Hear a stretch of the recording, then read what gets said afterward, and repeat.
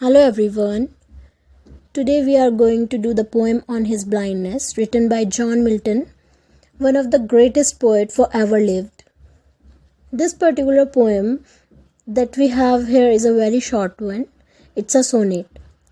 And you know that this sonnet is a poem of 14 lines and the poem on his blindness is a Petrarchan sonnet. Petrarchan sonnet has of course 14 lines is all sonnets do.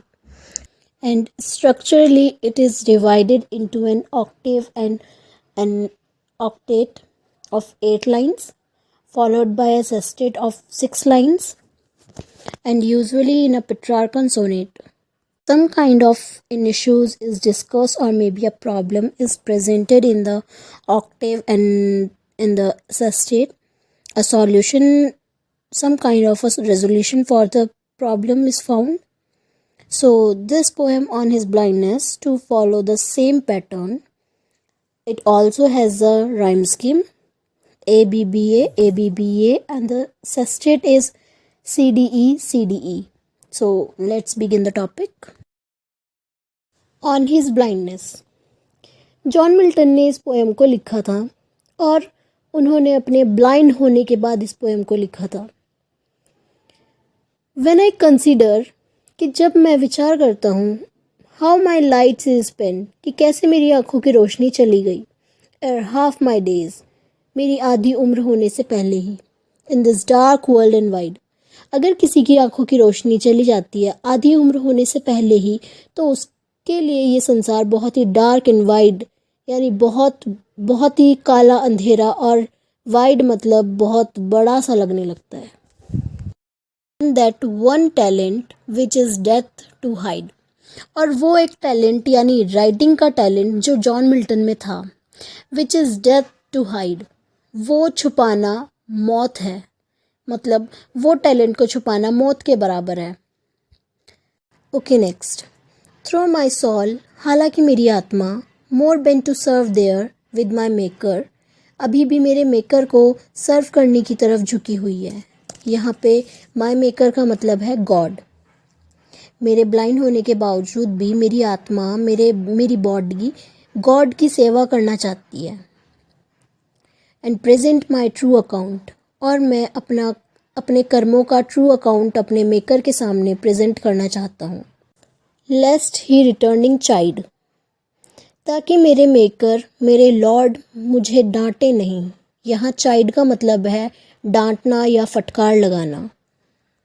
क्योंकि अगर मैंने अपना talent ऐसे waste कर दिया blind होने के बाद इसको ऐसे ही वेस्ट कर दूं तो मेरे गॉड मेरे लॉर्ड मुझे डांटेंगे.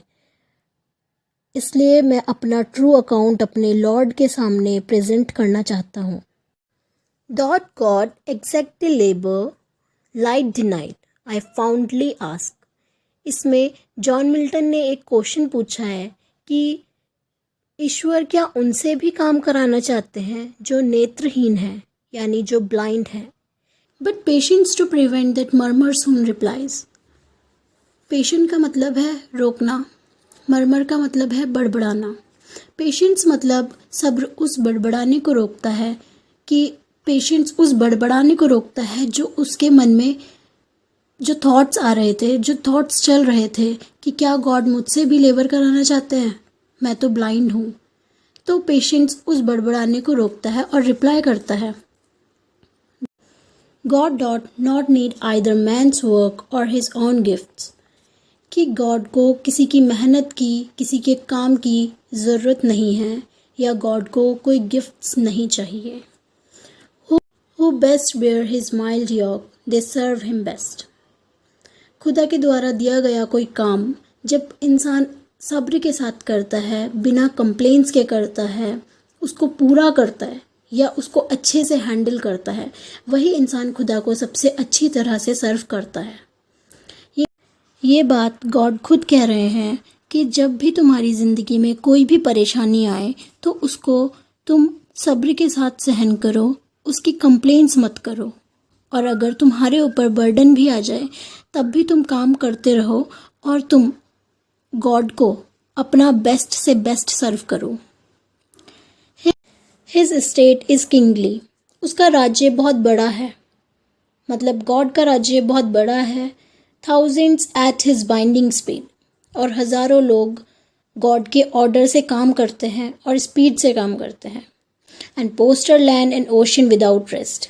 पोस्ट का मतलब है ट्रैवल, और ट्रैवल करते हैं लैंड पे, ओशन पे, विदाउट टेकिंग रेस्ट, बिना रेस्ट किए. They also serve who only stand and wait. वो लोग भी गॉड को सर्व करते हैं जो लोग खड़े रहते हैं और वेट करते हैं अपनी बारी का, कि कब गॉड उनसे कोई काम लेंगे. यहाँ पर 3 तरह के लोगों की बात की गई है जो गॉड को सर्व करते हैं. पहले जो अपनी तकलीफ़ों की शिकायत नहीं करते. दूसरे जो खुदा के एक इशारे पर काम करते हैं और स्पीड से काम करते हैं. और तीसरे वो लोग हैं जो इंतज़ार करते हैं कि कब वो गॉड के लिए कुछ काम करेंगे.